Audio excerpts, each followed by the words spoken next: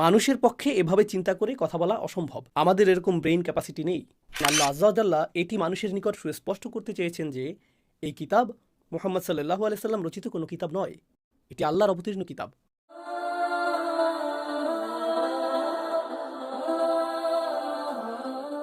কোরআন কথ্য ভাষায় অবতীর্ণ হয়েছে, বক্তব্য আকারে নাজিল হয়েছে, লেখ্য ভাষায় নয়, কোনো লিখিত ফর্মে অবতীর্ণ হয়নি।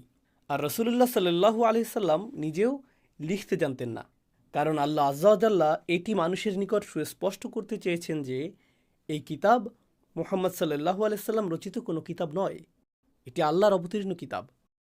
এখন কোরআনের একটি মিরাকল আপনাদের নিকট উপস্থাপন করতে চাই। আমি তো কয়েক ঘন্টা ধরে আপনাদের সামনে কথা বলছি, আপনাদের তো মনে নেই ঠিক ৩০ মিনিট পূর্বে আমি কি বলেছি। আমি নিশ্চিত একেবারে শব্দে শব্দে সম্পূর্ণ কথাটা আপনাদের মনে নেই। আর এতেও অবাক হওয়ার কিছু নেই যে আদতে আমারও স্মরণে নেই আমি কি বলেছি। যদি আমাকে জিজ্ঞেস করেন আমি বলতে পারবো না।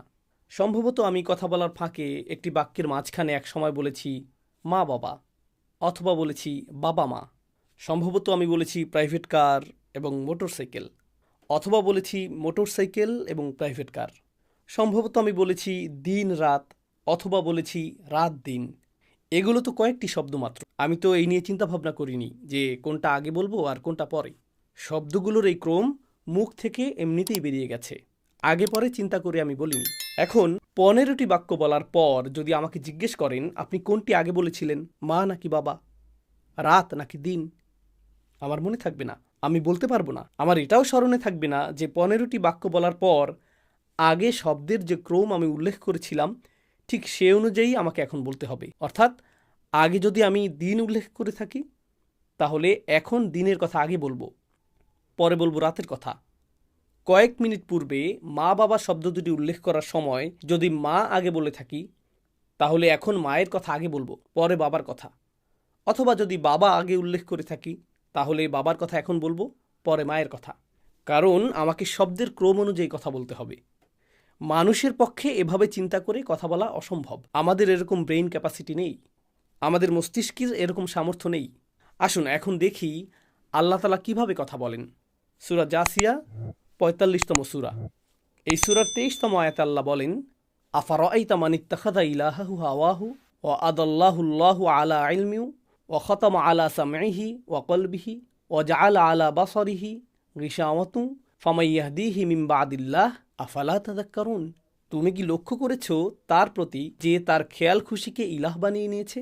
তার কাছে জ্ঞান আসার পর আল্লাহ তাকে পথভ্রষ্ট করেছেন এবং তিনি তার কান ও অন্তরে মোহর মেরে দিয়েছেন আর তার চোখের উপর স্থাপন করেছেন আবরণ। আল্লাহর পর আর কে আছে যে তাকে সঠিক পথ দেখাবে? এরপরও কি তোমরা শিক্ষা গ্রহণ করবে না? তো এখানে বলা হয়েছে খতামা আলা সামঈহি ওয়া কলবিহি, তিনি তার কান ও অন্তরে মোহর মেরে দিয়েছেন। আগে বলেছেন কান, পরে বলেছেন অন্তর। এখন চলুন সূরার ৮ম আয়াতে ফেরত যাই। সেখানে আল্লাহ আজ্জা ওয়া জাল্লা বলেছেন, ইয়াসমাউ আয়াতিল্লাহি তুতলা আলাইহি সুম্মা ইয়াসিররু মুস্তাকবিরা কাআল্লাম ইয়াসমাহা ফাবাশশিরহু বিআযাবিন আলীম। যে আল্লাহর আয়াত শোনে যা তার সামনে পাঠ করা হয়, অতঃপর অহমিকার সাথে কুফরির উপর থাকে যেন সে তা শোনেইনি, কাজেই তাকে ভয়াবহ শাস্তির সংবাদ দাও। এখানে কিসের কথা বলা হলো? শ্রবণ করার কথা। যেহেতু ৮ম আয়াতে শ্রবণ করার কথা উল্লেখ করা হয়েছে, তাই ১৫ আয়াত পর ২৩তম আয়াতে যখন মোহর মারার কথা আসলো তিনি আগে উল্লেখ করলেন কানের কথা। এখন ব্যাপারটাকে আরও চমৎকার করে তোলে সূরা বাকারার একটি আয়াত। সেখানেও অন্তর এবং কানে মোহর মেরে দেওয়ার কথা উল্লেখ করা হয়েছে। আপনারা সবাই সম্ভবত আয়াতটি মুখস্থ পারেন। সূরা বাকারার ৭ম আয়াত, আল্লাহ বলেন, খতামাল্লাহু আলা কুলুবিহিম ওয়া আলা সামঈহিম ওয়া আলা আবসারিহিম গিশাওয়াতুন ওয়া লাহুম আযাবুন আযীম। আল্লাহ তাদের অন্তর ও কানের উপর মোহর মেরে দিয়েছেন আর তাদের চোখে আছে আবরণ আর তাদের জন্য আছে মহাশাস্তি। সূরা বাকারার এই আয়াতে আগে কিসের উল্লেখ করা হয়েছে? অন্তর, পরে কান। আর সূরা জাসিয়াতে আগে কান, পরে অন্তর। পার্থক্যটা ধরতে পেরেছেন? এখন কেন আল্লাহ সূরা বাকারাতে আগে অন্তরের কথা উল্লেখ করলেন? প্রথম থেকে আয়াতগুলোর অর্থ পড়ুন। যালিকাল কিতাবু লা রাইবা ফীহি, এটি এমন একটি কিতাব যাতে বিন্দুমাত্র সন্দেহ নেই। সন্দেহ কোথায় থাকে? অন্তরে। হুদাল লিল মুত্তাকিন, মুত্তাকিদের জন্য হেদায়েত।